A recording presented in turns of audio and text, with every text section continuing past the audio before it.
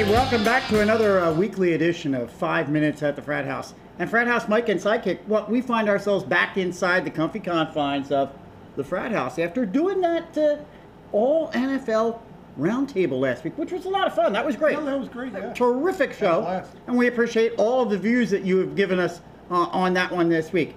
But because of that show there, Sidekick, we missed out on a few of our regular features, and we do have a little bit of housekeeping that we kind of need to clean up, and one of those is the 2012 Olympics.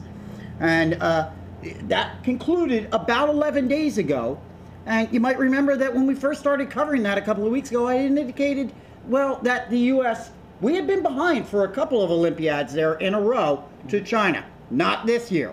When all was said and done, our U.S. Olympians beat the Chinese in the total number of gold medals 48-36. I think that's the first time in a couple of Olympiads. But they also dominated in the total medal count, beating the Chinese by a total of plus 16, and ending up with 104 medals to 88. So nice job to our U.S. Olympians, particularly all of those that medaled. Hey, you've made us all very proud right here from the Frat House. Thank you. We got to get caught up on NASCAR. Events going on over in there in NASCAR, Sidekick, as well. Because we've had 2 races since we reported last. One of those was just 2 weeks ago up there in Watkins Glen, New York. And 2 weeks ago, Marcus Ambrose, not unexpectedly, a good road racer himself, won it for the 2nd year in a row. But then this past weekend, we had our 2nd trip to Michigan International Speedway. And to me, it was an exciting race. That saw 8 caution flags come out. So anybody complaining about cautions and restarts, you had nothing to complain about this one. Including one that came in the 65th lap, which was a little bit dicey for driver Mark Martin of the number 55. Sent him spinning off of the road into an open wall in pit road. And looked like it could have been quite dangerous. The final caution, however, came with just 6 laps remaining in the race, where it certainly looked like Jimmy Johnson had that one completely under control until his engine blew. And, well, there's... Oh, my goodness! Well, yeah, I would say that was probably... Yeah, I think Jimmy said that was exactly what Johnson's response probably was, because this guy just can't seem to win at MIS. But Greg Biffle, in the end, that allowed Biffle to take over. And boy, haven't we been bringing his name up all season long. Green-white checkered, he ultimately took the checkered and pretty much ensured his way right into the chase. Others who came in the top 5 this past weekend at Michigan. Brad Keselowski came in 2nd. 9th. That was his 9th top 5 finish. Casey Kane came in 3rd. And, you know, this was a guy, Casey Kane, who was touted in the beginning of the season as being, hey, this was going to be the guy that, hey, watch out for him. He's starting to come on. He's starting to look pretty good in the second half of the season. And he came in 3rd. Dale Jr. came in 4th. That was his 10th top 5 finish. Marcus Ambrose came in 5th.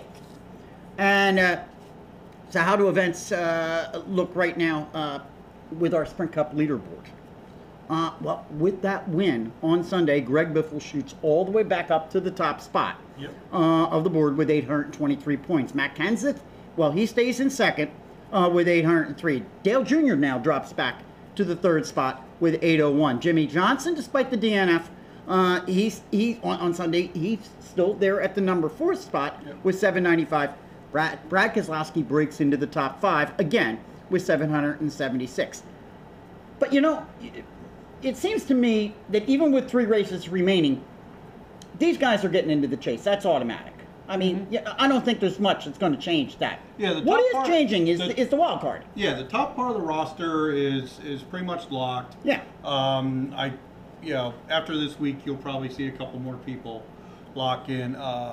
Right now, your wild cards are Casey Kane and Ryan Newman. Kyle Busch with a good showing could pop back up in there. Jeff Gordon, because of issues he had, has now dropped. He's had issues all year long. He has to win another race to get back in to be in a wild card. So you got a couple other people that are looming in. around there. Carl Edwards, he's sandwiched right between Casey Kane and Ryan Newman. Right. The guy needs a win. We've been saying it for weeks. We've been saying it for weeks. Left. It's not looking good for Carl Edwards. Now, I know we're going to get to some of this probably in your fantasy, but Kyle runs well at Bristol, yes? Yes. Okay. All right. Well, we'll get to that in a moment. But before we move over to your fantasy stuff, we had a situation occur just yesterday, which kind of struck me a bit. And those were the violations and the sanctions that were handed down to Paul Menard and his crew by NASCAR following a post-race inspection at Michigan. Seemed pretty severe to me. Those were some pretty tough sanctions they handed down. What do you make of it? They sure did. But, I guess the worst penalty of them was, basically they were intending to modify the frame rails of the car to cheat the templates so that they could pass, so that they could pass the inspectors, which would then lead you to, deduce that they were intentionally trying to cover up what they were doing. Yep. So that's why I believe the penalties are severe as they are. Yep. You've got crew chief Slugger Labby, fined $100,000. Right. In addition, he is suspended until October 3rd, along with crew chief Craig Smokestad and crew member Grant Hutchins. Yeah. And then they're on probation until the end of the year. Right. And then Menard was docked 25. I think that's a big one. Driver points, and Richard Childress was docked 25 owner points. And that drops Menard right now back into the standings, so I think about 16th. Yeah, virtually takes him out of the chase. Yeah. And at one point, I was actually thinking Menard. In fact, I had him on one of my fantasy teams this past week. I'm reading up, I'm going, Menard might actually be a guy to be taking a look at. But might want to be keeping that in mind, because this week we're moving over to short track. We're moving over on Saturday night to Bristol Motor Speedway, and that will be shown to all of us Saturday night starting at 7 on 8. How about ABC? Now, short track sidekick frequently means that we need to change our strategies up for our teams. Well, and I'm still in fourth, dude. I'm still in fourth with 3 races left, so I need a little help. Help me out. What are you going to tell me? Give me something good. All right. Well, we're going to Bristol this week. We're going short tracking. Yep. Well, this ought to be a lot of fun. So, for picks, some of the drivers you're going to want to watch this week. You want to watch Kyle Busch, obviously, because this kind of track suits his aggressive race driving style. So, those restarts, it's short, he's going to duck, and it's a little bit wider. Matt Kenseth has 3 consecutive top 10s. Clint Boyer, he's swept top 10s in short track races this season. And of course, you always got to talk about Jimmy Johnson. I mean, this guy's a threat. As long as his motor runs, this guy's a threat just about every week. And then I'm going to throw Danica in there. You're going to want to watch, because she might just hit the wall this week. And but really, to round it out, please don't put Danica on your team. Well, if you want a shot at trying to win this, no, Ryan Newman. Ryan Newman has been running well recently at Bristol. All right. So that's the picks. And I wrote them all down there, and I've got a question mark next to Danica. Now, but before we move off of NASCAR, I hope you're following me over there on Philly Sports Live, because this past week I had the report, and I reported up on the results from Michigan. Quiet, numbskulls, I'm broadcasting. And you listen, you can expect that you're going to be seeing weekly updates from me on all the races going right through the chase on Philly Sports Live, so check it out. All right, let's go over and take a look at Major League Baseball, because it's been a couple of weeks since we looked at that one as well. And 3 of our stories this week, Sidekick, I didn't do this on purpose, it just kind of fell this way, deal with former Phils. But not this. Oh, the ones wanting to get a ring?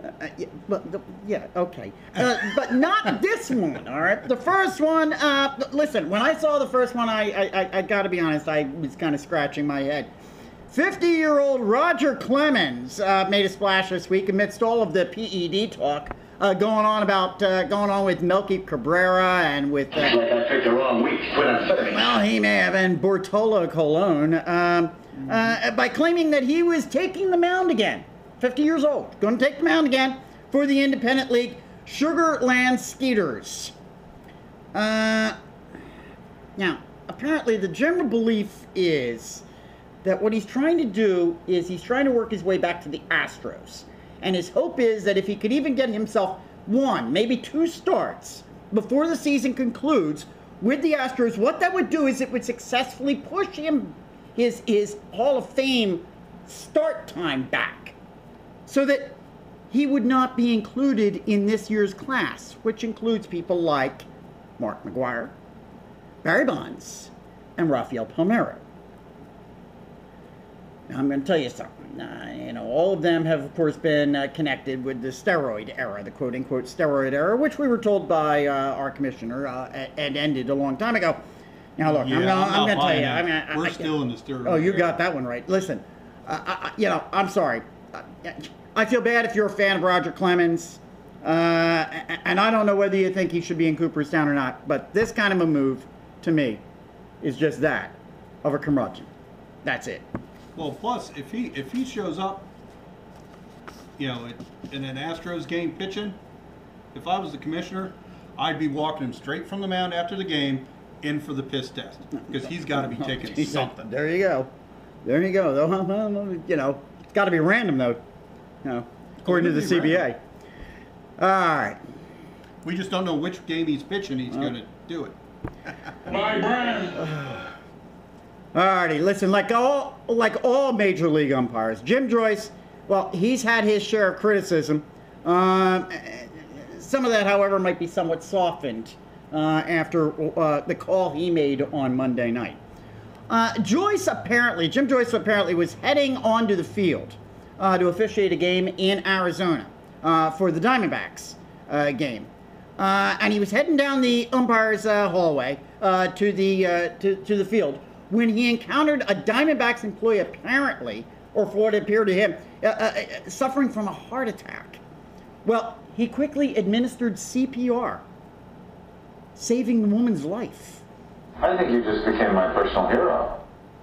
I think that's the best safe call that guy's ever made. Yep.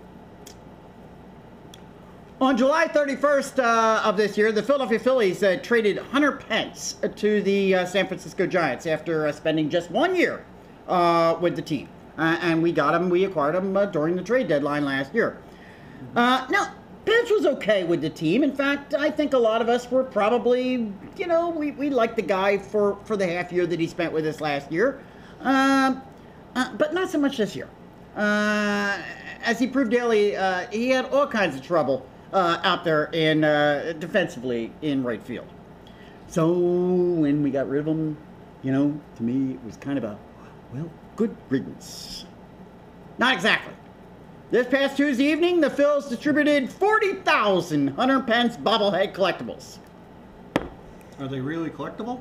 Listen, that's a heck of a tribute given to a guy we don't care enough to keep, if you ask me. I mean, really. Here's another one on former Phil. August 3rd, the on-again, off-again relationship the fans have had with Joe Blanton ended when the Phils sent him to the LA Dodgers. Blanton, of course, wears a World Series ring as a result of the 2008 Phils World Series win. But nonetheless, there's been a love-hate relationship we've had with this guy. Well, this past Tuesday night, Blanton had his 4th start since joining the Dodgers, and he exited the game after 5 2/3 innings to a chorus of boos from 56,000. Blanton's response? I've played in Philly. That's nothing. Wait, Dave? You mean there was actually, at that point in the game, there was actually 56,000 Yeah, people believe it, that in Dodger Stadium. Yeah, believe that. Doesn't everybody leave at the 4th inning? Wait, In 4 starts with the Dodgers, Blanton has pitched 21 innings. He had a record 0-3 and an ERA, are you ready, of 7.71. recommendation to the Dodgers fans, get your vocal cords warmed up. You got plenty more to come. One more. I got one more from a Phillies alum.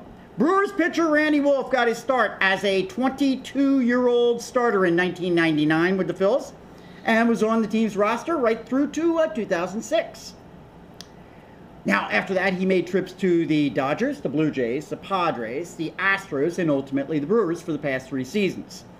Yesterday, Wolf was unconditionally released after posting a 5.69 ERA and a 3-win, 10-loss record. Ouch.